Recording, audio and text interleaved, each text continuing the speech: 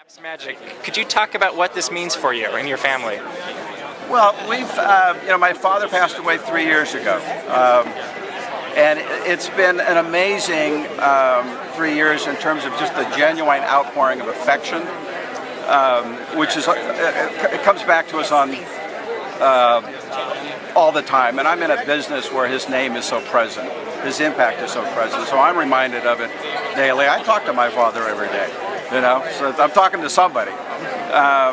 But it's a great moment. You have to keep in mind this happened at a point. It happened in a period of time when none of this was here, and Orange County was different.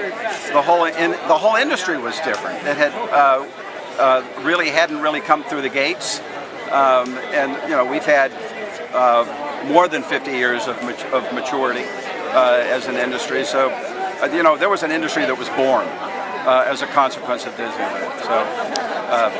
So what are your memories going back to when this all got started? Do you have specific memories of things going on, or what was it like? Well, we have a lot of memories that are connected with people that were, family friends.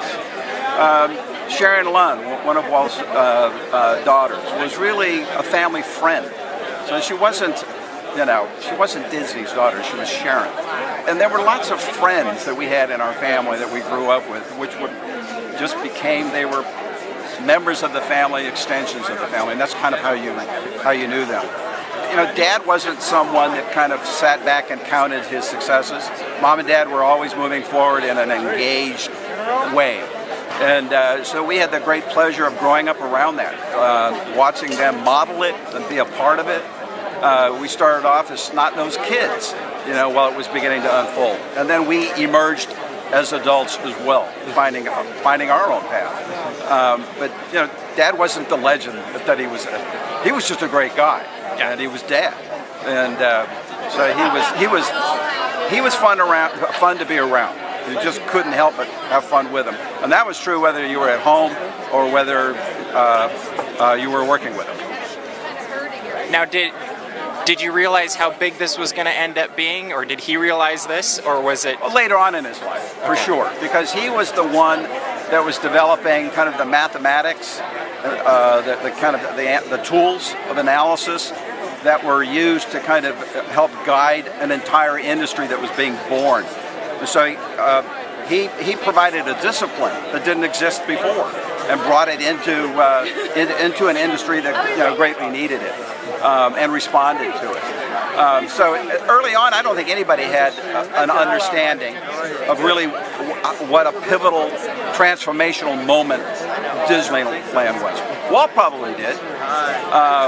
And I think people probably knew that something significant was happening, but the degree to which the world changed, the industry that was created, $230 billion in annual economic output in Southern California in 2011, the fourth largest sector in 66 clusters of economic activity, 1 in 8 jobs.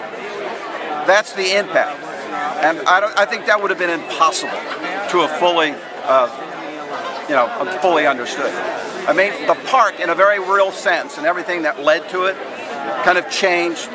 It changed the world in terms of family entertainment, recreation. It impacted culture very significantly, and it still does on a daily basis. So, if there was one thing you'd like remembered about your father, what would you share with the world?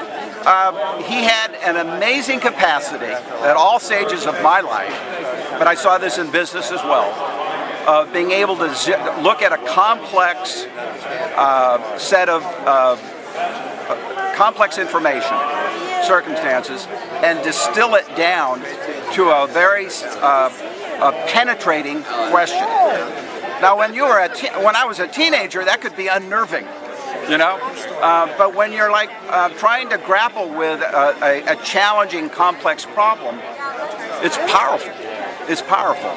And for people that teach, the question is the core to learning. He had this ability to kind of zero in, sometimes very rapidly. So it's that ability to get to the question that was so important.